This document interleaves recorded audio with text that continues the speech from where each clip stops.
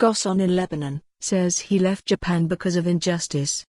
Tokyo, AP. Nissan's former chairman Carlos Ghosn said Tuesday he was in Lebanon and was not fleeing justice, but instead sought to avoid injustice and political persecution in a criminal trial in Japan for alleged financial misconduct. Ghosn was out on bail in Japan before his departure. He disclosed his location in a statement through his representatives Tuesday that did not describe how he left the country. Conditions of his release on bail banned him from traveling overseas. He promised to talk to reporters next week. "I am now in Lebanon and will no longer be held hostage by a rigged Japanese justice system where guilt is presumed, discrimination is rampant, and basic human rights are denied, in flagrant disregard of Japan's legal obligations under international law and treaties it is bound to uphold," the statement said.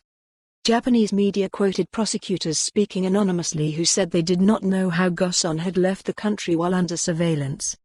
Ghosn, who is of Lebanese origin and holds French and Lebanese passports, was arrested in Japan in November 2018 and is facing various financial misconduct allegations. He was expected to face trial in April 2020.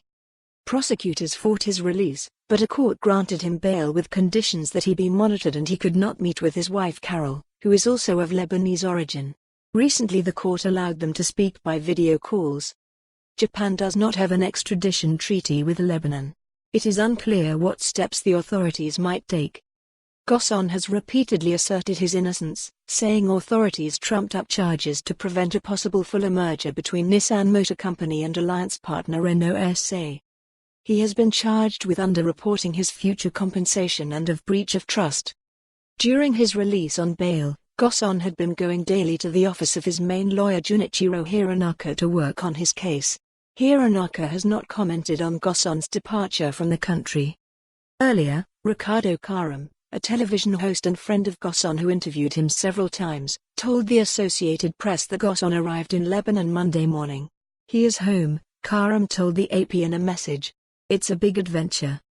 Karam declined to elaborate.